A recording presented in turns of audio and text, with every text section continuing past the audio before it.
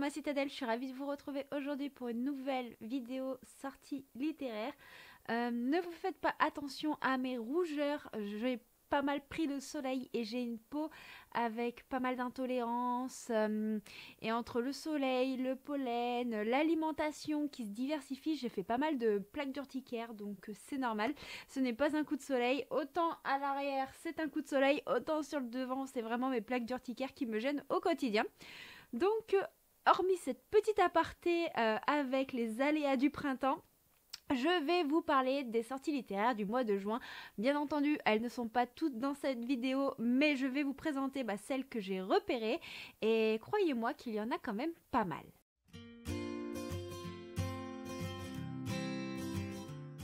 On va commencer avec les sorties que j'ai repérées pour le 1er juin.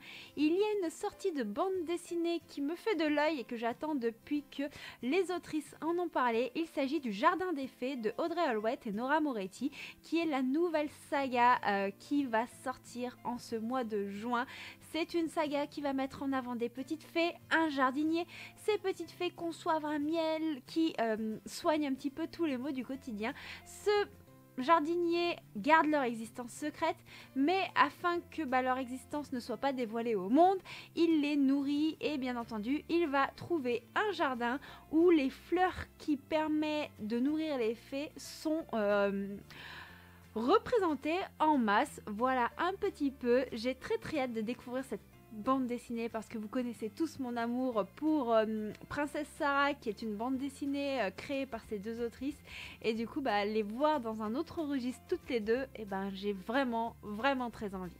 Le 1er juin sortira dans Credos, la grande librairie de Rachel Kane, et dans cette histoire nous serons dans une grande bibliothèque qui est assez surpuissante de le royaume, et on va suivre en particulier Jess qui est un jeune homme qui a appris beaucoup de choses dans des ouvrages assez illégaux que possédait sa famille, et il va faire en sorte de rentrer dans cette grande librairie, et là-bas il va apprendre des choses sur lui-même, il va rencontrer des gens, et ça va mettre tout son savoir un petit peu sans dessus-dessous, et sa loyauté va être mise à grande épreuve. La prochaine sortie sera une romance de Jay Cronover. C'est une autrice que j'aime beaucoup, ça fait longtemps que je ne l'ai pas lue, avec The Forever Market, le 1er tome, Le Prince.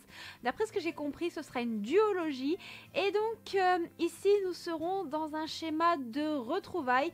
On va suivre Ryler, un mec beau, sportif, populaire, un mec qui ne connaît absolument pas l'échec, un mec à qui tout réussit, mais un jour il va se faire larguer, il va très mal vivre sa rupture, et il va retourner voir son ex, Bowie, je sais pas si ça se prononce comme ça s'écrit B-O-W-E. Elle va le voir débarquer devant chez lui, puis elle va se demander un petit peu qu'est-ce qu'il fait devant sa porte, pourquoi il vient la voir elle, et c'est là que on va voir ces deux âmes renouer entre elles. Comme d'habitude pour les suites de saga, je ne vous fais pas de résumé, mais toujours en ce 1er juin sortira A Couple, A Cuckoos, le tome 3 de Miki Yoshikawa. C'est un manga qui me tente beaucoup, qui est dans ma wishlist. D'ailleurs, l'anime est déjà bien avancé sur Crunchyroll si jamais ça vous intéresse. Une autre sortie en romance qui m'a l'air fort intéressante, qui est d'ailleurs une histoire issue du préquel Love Madness sorti il y a peu de temps. Il s'agit de Dark Rose de Lina Race, et ici nous allons suivre Jade Blake, qui est un musicien assez connu, qui a sombré dans pas mal d'addictions et qui a encore tout foutu en l'air avec l'amour de sa vie, et il va devoir tout faire pour arriver à la reconquérir, sauf que ça ne va pas être facile, et je vous conseille du coup de lire le préquel puisque ce aura un lien assez fort avec celui-ci. D'ailleurs moi cette romance me tente beaucoup, mais c'est pareil, le préquel est encore dans ma wishlist. La dernière romance qui m'a captivée dans les sorties du 1er juin, c'est Note au sein de Daniel Lori. Et cette fois-ci, nous serons au sein de la mafia avec des histoires de famille, de vengeance, de mariage arrangé, un petit peu de trahison. Ça a l'air assez palpitant, assez sombre, assez happant. Voilà tout ce que je peux vous dire de ce que j'ai compris du résumé. La dernière sortie du 1er juin que j'ai repérée, et cette fois-ci aussi un historique avec des sujets assez forts qui m'a captivé de par sa couverture, de par son résumé. C'est L'Enfant du secret de Louise Fine qui sera publié chez les éditions Hauteville. Et cette fois-ci, nous serons après la Première Guerre mondiale. On va suivre Eleanor et Edward. Edward est un héros de guerre. Edward a une certaine popularité. Eleanor et Edward ont essayé de monter un petit peu dans les statuts sociaux et ils vont y arriver, mais il y a un X, c'est que leur fille a une maladie. Cette maladie, c'est l'épilepsie, et cela est une ombre au tableau dans l'ascension populaire de Edward.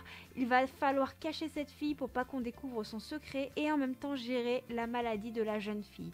Donc voilà, la thématique de l'épilepsie m'intéresse beaucoup, la thématique après-guerre et des classes sociales aussi. Je pense que ça pourrait être une lecture fort intéressante. On va passer aux sorties du 2 juin et je vais commencer par vous parler d'un thriller psychologique, Tu n'étais pas là, de Marie Tourjorsun. C'est pareil, ce sera une histoire publiée chez Hauteville, une histoire qui a l'air fort passionnante. Ça a l'air un thriller assez accessible. On va parler de couple dans la longévité. On va parler aussi de tromperie, d'histoire de vie et de disparition parce qu'on va suivre Ruby. Ruby, c'est une jeune femme qui est malheureuse en couple, qui a l'impression de se perdre elle-même et elle va essayer de se séparer de son mari. Mais celui-ci, vous savez, il a cette petite touche manipulatrice qui fait que la jeune femme ne peut pas le quitter. La jeune femme culpabilise au moindre de ses mots à chaque fois qu'elle essaie de s'éloigner de lui. Et un jour, elle va rencontrer Harry. Harry, ça va être son coup de foudre et ça va être l'échappatoire à son couple. Ils se retrouvent en secret, mais un jour, Harry va disparaître. Elle va l'attendre, il ne sera jamais là. Il va arriver un tas de choses à la jeune femme et elle va avoir l'impression que le destin s'acharne sur elle. On va passer à de la new romance avec une influence mythologique parce que en ce 2 juin sortira le tome 2 de Hadès et Perséphone de Scarlett Sinclair. Je ne vous en dis pas plus, le tome 1 étant sorti le mois précédent. On va passer à une histoire assez jeunesse, Blackout à New York. C'est écrit à 5 mains. Je vais lire le nom des auteurs parce que je suis incapable de tous les mémoriser. Donc c'est Angie Thomas, Ashley Woodfolk, Nicola Yoon, Nick Stone et Tiffany D. Jackson et Doniel Clayton. Je vous ai dit 4 mains, mais je crois qu'il y en a même 6. Enfin même 12, pardon. Ça va pas bien là-dedans. Donc ici, comme vous l'aurez compris, nous serons dans un endroit à New York où il va y avoir une énorme panne d'électricité et on va faire la rencontre de différents inconnus. Il y aura des couples, des anciens amis, des gens qui ne se connaissent pas du tout, qui vont devoir passer la soirée ensemble. La soirée, celle qui sera la plus longue de leur vie. Ils vont devoir faire face à des vérités qui concernent l'amour, l'amitié et plein d'autres choses, donc ça a l'air assez intéressant. Ce concept me donne un petit peu des sensations, vous savez, de soirée entre amis où chacun divulgue ce qu'il y a de plus sombre en lui. C'est un aspect assez confession, vous voyez ce que je veux dire? Je pense que ça pourrait être une lecture vraiment sympa. Ensuite, il y a le tome 15 de Jujutsu Kaisen qui sortira pour ceux qui suivent cette saga de manga. C'est un manga que j'aimerais beaucoup découvrir d'ailleurs et c'est de GG Akutumi. Une autre histoire jeunesse a l'air assez passionnante. C'est Wrangleston de Darren Charlton et cette fois-ci nous allons suivre des habitants d'une île, une île qui est protégée, sachant que tout autour d'elle rôdent des morts vivants, notamment sur le rivage. Et l'hiver est très très rude là-bas, c'est très très compliqué, la vie en soi. Et on va suivre particulièrement 2 adolescents, Peter et Cooper, qui ont 15 ans. Et Peter un jour va commettre une erreur mortelle. Pour le punir, on va l'envoyer sur le rivage. Il va découvrir de sombres secrets et ça va remettre un petit peu tout en question les connaissances de la communauté de cette île qui essaie de survivre parmi ces cadavres ambulants. On passe aux sorties du 3 juin. D'ailleurs, en ce 3 juin, il y a une des sorties que j'attends le plus. C'est le tome 5 de Keleana de Sarajimas. Vous savez à quel point j'aime cette saga, à quel point le tome 4 était encore une fois frustrant après avoir terminé la lecture. Donc je vous garantis que ça c'est un achat sûr et certain de ce mois de juin, que je vais le lire avec beaucoup de plaisir et de délectation et que je vous donnerai mon avis incessamment sous peu. On continue avec les suites de sagas qui sont sûres de terminer dans ma bibliothèque parce que il y aura une histoire d'urban fantasy, une histoire issue de la saga Myrina Holmes avec Arthur Wills Holmes de Anna Trice. Et donc ici nous allons suivre le fils des personnages que nous suivons dans Myrina. Je ne vous en dis pas plus si jamais vous n'avez pas lu la trilogie. Le mois dernier, je vous avais parlé de la sortie du tome 1 de The Rosy Cream Family de J.L. Beck. Bon bah sachez que le tome 2 sort en ce 3 juin. On va passer aux sorties du 8 juin avec Alex Craft, le premier tome Magie funèbre de Kelena Price, publié chez Bookmark. Donc ici, nous serons sur le premier tome d'une saga en 6 opus. Comme d'habitude chez Bookmark, quand je vous présente les sorties, c'est les sorties numériques. Généralement, la sortie papier sort un mois après. Et donc, dans cette histoire, nous allons suivre Alex Craft, qui est une nécromancienne. Elle ressuscite beaucoup d'ombres, elle invoque certains morts, mais un jour, elle va devoir faire face à un acte de magie noire qui pourrait mettre sa vie en péril. Il y a une sortie qui, je pense, on est beaucoup à attendre, surtout pour ceux qui ont lu Sorcery of Thorn de Margaret Rogerson, parce que en ce 8 juin va sortir Vespertine et on va rester un petit peu dans le glauque et les morts, parce que nous allons suivre Artemisia qui a suivi un enseignement pour être une sœur grise. Qu'est-ce que c'est? Elle est chargée justement de purifier les corps des défunts pour que leurs âmes puissent gagner l'au-delà. Sauf que un jour, le couvent va être attaqué et elle va devoir réveiller un esprit. Cet esprit n'est peut-être pas l'esprit le plus sympathique. J'ai très hâte de pouvoir découvrir ce roman. Toutefois, je vais essayer personnellement sur mes achats personnels de me concentrer sur les suites de saga pour avoir un budget à peu près raisonnable, mais c'est sûr qu'il sera dans ma wishlist. On continue avec les sorties du 8 parce qu'il y aura encore une suite de saga, une saga de ma wishlist que je n'ai pas encore lue. Il s'agit des Royaumes du Nord, le tome 2, Le Roi solitaire de Virginie Decamps. Le 9 juin sortira une romance de Noémie Dany et vous savez que j'avais adoré Quoi qu'ils en disent de Noémie Dany. D'ailleurs, si vous n'avez pas suivi mon avis sur la question, n'hésitez pas à aller voir le point lecture. Donc dans l'un pour l'autre, nous allons suivre Baptiste et Sam. Baptiste, c'est les frères de l'héroïne de Quoi qu'ils en disent et Sam, c'est sa meilleure amie. Donc nous allons suivre leur histoire. Et j'ai très hâte de découvrir ce roman. J'avais adoré la plume de l'autrice et je me dis que ça peut être une belle romance doudou. Il y a une romance qui me tente beaucoup également pour le 9 juin. Il s'agit de Pile ou Face de Erika Boyer. Et cette fois-ci, nous allons suivre Louis et Lara. Louis et Lara se détestent, du moins en apparence, mais ils se sont toujours aimés. Et puis, ils vont faire face à leurs sentiments. Ils vont fonder cette famille. Leur histoire paraît parfaite en tout point, que ce soit au point de vue de leur travail, de leur couple, de leurs enfants. Mais croyez-moi que les apparences ne sont pas ce qu'elles sont et qu'ils ont encore pas mal de problèmes à régler.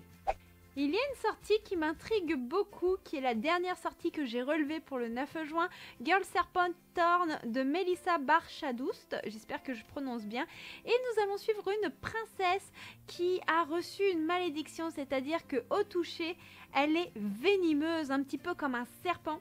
Elle a vécu du coup sa vie toujours loin de sa famille, elle est consignée dans sa chambre au dernier étage du palais et à l'approche du mariage de son frère jumeau, elle va devoir savoir si elle est prête à sortir de son cocon pour la première fois de sa vie. Soraya, elle se questionne sur sa malédiction, sur qui elle est, mais dans le donjon du château, il faut savoir que il y a le démon qui détient la vérité sur ce qu'elle est, sur pourquoi elle a cette malédiction. Et dans le palais, on va également faire la connaissance d'un jeune homme qui n'a pas peur d'elle. Donc je pense que nous serons vraiment dans une romantaisie aux airs de contes de fées. Et je vous avoue, je suis très curieuse de la découvrir. On va passer aux sorties du 10 juin avec le tome 3 des sœurs Grémilet de Giovanni Di Gregorio et Alessandro Barbucci. Donc c'est un tome 3, pas de résumé. En tout cas moi c'est une bande dessinée qui me fait de l'œil depuis un long moment. N'hésitez pas à me dire si vous l'avez lu, ce que vous en pensez en commentaire. On va passer à un univers beaucoup plus sombre avec une dark romance. Cette dark romance sera disponible uniquement en numérique et elle sera disponible en papier à partir du 7 juillet parce que c'est publié chez Black Ink Edition. D'ailleurs je ne vous l'ai pas précisé, pareil pour Arthur Wills Holmes. Tous les romans Black Ink sont disponibles en papier à partir du 7 juillet et sont en numérique pour les sorties. Pourquoi? Parce qu'il y a le festival Black Ink qui a lieu prochainement et du coup c'est vraiment une exclusivité festival avec les dédicaces auteurs pour le papier, et à partir du mois de juillet elles seront disponibles en format comme on aime pour tout le monde. Donc le 10 juin sortira Faded Flowers de Marjorie Cousse, et ici nous serons dans une dark romance sous thématique d'inceste. On va suivre Naël qui est un homme brisé, Naël qui a fait des mauvais choix, Naël qui fait partie de la mafia, qui est un tueur impitoyable, et son seul moment d'accalmie, son seul moment où il est paisible, c'est quand il est en contact avec sa sœur Naël. Sauf que, je vous ai dit sa sœur Naël, mais c'est sa sœur Eileen. Sauf que vous vous doutez bien, étant sa sœur, il ne peut pas se laisser aller à ses sentiments, il ne peut pas la toucher, il ne peut pas l'embrasser, et cela va être une véritable torture. Le 16 juin sortira, je vous mets bien entre guillemets puisque cette sortie a été repoussée maintes et maintes fois suite aux problèmes de rupture de papier, de carton, le tome 3 de Nevernight de J. Christophe. Je vous le rappelle encore une fois, n'hésitez pas à vous abonner au Discord, à me suivre à cet endroit-là puisque c'est là que nous faisons les lectures communes, et ce tome 3 de Nevernight en sera une. Le 16 juin sortira un nouveau roman de Nora Roberts, À l'ombre de la nuit, et nous allons suivre Harry. Il aide sa mère qui est gravement malade d'un cancer en cambriolant de luxueuses demeures, revendant leur butin pour vivre, et un jour sa mère elle va finir par succomber à cette atroce maladie, et ce n'est pas pour autant que Harry va arrêter tous ces cambriolages, bien au contraire, jusqu'au jour où il va faire une mystérieuse rencontre. Avec cette rencontre, il va y avoir une relation naissante, et cette relation va le mettre sur le chemin d'une autre personne avec lequel il va se retrouver pris au piège. Le 17 juin, il y a une sortie qui fait un bien fou, une sortie qui met le sourire aux lèvres, une sortie qui met des paillettes dans votre vie, parce qu'il y aura un nouvel opus sur Anne et sa maison de rêve de Lucy Maud Montgomery. Donc si vous êtes friand des aventures de Anne, si vous aimez suivre ses aventures, si vous aimez suivre sa liberté, sa fragilité, sa bonne humeur, je ne peux que vous conseiller de craquer. Bien entendu, avant de craquer pour celui-ci, il faut d'abord lire les opus précédents. Le 17 juin sortira une nouvelle romance de Angèle Mont, Intimes Ennemis. Pareil, elle sera publiée chez Black Ink Edition, donc d'abord disponible en numérique, et au mois de juillet sera disponible en papier. Et ici, nous allons suivre Warren qui va tout quitter pour s'installer à Los Angeles parce qu'il a eu une mission qui a coûté la vie à un de ses amis et collègues. Et quand il va arriver à Los Angeles, il va se retrouver face à Paige, une femme avec qui il a eu une brève histoire d'amour il y a des années de ça, mais qui était surtout l'épouse de son ami et collègue. Celle-ci va le tenir responsable de la mort de celui-ci, et Warren va avoir du mal à se faire pardonner. Il va y avoir une histoire un peu, vous savez, de rancœur et d'attirance, parce que malgré les sentiments qu'ils éprouvent, ils vont se retrouver sans cesse sur le chemin de l'un ou l'autre, et vivre une histoire sera quasiment inévitable. Le 22 juin sortira le dernier tome de la saga de BD Princesse Sarah de Audrey Hallwright et Nora Moretti, et j'ai hâte, mais j'ai tellement hâte de me plonger dans cette bande dessinée qui met des paillettes dans les yeux, qui met le smile, qui est incroyablement belle. Enfin, si vous me suivez sur la chaîne depuis longtemps, vous savez que je l'aime beaucoup et d'amour, et que quand j'ai découvert cette BD, j'ai enchaîné les tomes de façon assez saccadée parce que c'était en fonction de mon budget, mais je suis suis hyper fan de cette bande dessinée qui est hyper émouvante et je ne peux que vous la conseiller. Le 23 juin sortira en format papier une romance un petit peu sous fond d'interdit de colocation avec le colloque de mon frère de Isa Haroley. Et c'est une histoire avec un pitch qui m'intrigue et qui généralement me plaît en romance parce que nous allons suivre Neo qui partage un appart avec son ami de toujours en Italie. Ils vivent un petit peu la Dolce Vita et un jour va débarquer la sœur de cet ami, Auréa. Celle-ci, il la connaissait déjà, mais à l'époque, elle avait 16 ans. Ce n'était pas une femme accomplie. Et quand celle-ci va venir s'installer dans l'appart pour quelque temps, résister au charme de la sœur de son coloc va être très compliqué. Celle-ci va pas du tout aider notre gentleman à garder les mains dans ses poches. Non, non, loin de là. Elle est douce, elle est sexy, elle est piquante. Elle va faire tout pour lui mettre le grappin dessus. Et lui, il va devoir résister. Le 24 juin sortira La Petite Faiseuse de Livres, la saison 2, le tome 3 de Kazuki Miya. Et vous savez à quel point j'aime beaucoup ce petit seinen. Il est hyper émouvant, hyper bien fait, travaillé avec subtilité dans les graphismes, avec un univers qui prend son temps. Enfin bon, moi c'est un manga dans lequel j'ai pas mal de retard, mais à chaque fois que je lis un de ces tomes, je suis totalement subjuguée. Le 24 juin sort une nouvelle romance du duo à 4 mains de Julia Pearce et Claire Smith, deux plumes que j'adore et que j'affectionne particulièrement, deux plumes qui véhiculent énormément d'émotions avec Darkness. J'ai lu le résumé, mais je n'arrive pas forcément à mettre des mots dessus, donc je vais prendre ma tablette et puis je vais vous en lire les grandes lignes. Elle ne le lâcherait pour rien au monde, il irait au bout des enfers pour la sauver. Et les enfers, Cassius et Ellie les traversent, le jour où leur camarade Derek Rowley décide d'ouvrir le feu sur les élèves de leur lycée. Quand il pose son Glock 19 sur le front d'Ellie, Cassius n'hésite pas une seconde. Il neutralise la menace, quitte à les détruire au passage. La presse érige alors Cassius en héros, pourtant il ne se pardonne pas d'avoir failli à sa mission, protéger la petite sœur de son meilleur ami qu'il aime en secret depuis toujours. Torturé par ses démons, anciens et nouveaux, il s'enfuit, abandonnant Ellie sur son lit d'hôpital. Bien entendu, vous vous doutez que les deux vont se retrouver dans un futur, et c'est là que risque de débuter une romance aussi difficile que tumultueuse. Il y a ensuite une dernière sortie dont je vais vous parler dans cette vidéo, une sortie pareil entre guillemets parce que comme beaucoup de sorties de Saxus ont été repoussées, j'ai peur de vous l'annoncer et qu'elles soient encore une fois repoussées, donc je vous en parle quand même puisque c'est quand même important de savoir que celle-ci est tentante, que celle-ci arrive quand même prochainement malgré les retards suite aux pénuries. Il s'agit du coup d'une sortie du 30 juin et ce serait le tome 2 de From Blood and Ash de Jennifer L. Armentrout, donc le deuxième tome de Le sang et la cendre en français, un royaume de chair et de feu. Et croyez-moi que j'attends cette sortie avec beaucoup d'impatience parce que la fin du tome 1, mais la fin du tome 1, une véritable torture.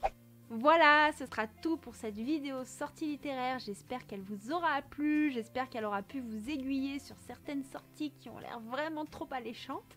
Comme d'habitude, ce sont des sorties qui vont faire mal au porte-monnaie. J'ai l'impression de dire ça tous les mois, c'est une catastrophe. N'hésitez pas du coup à me dire lesquelles vous tentent.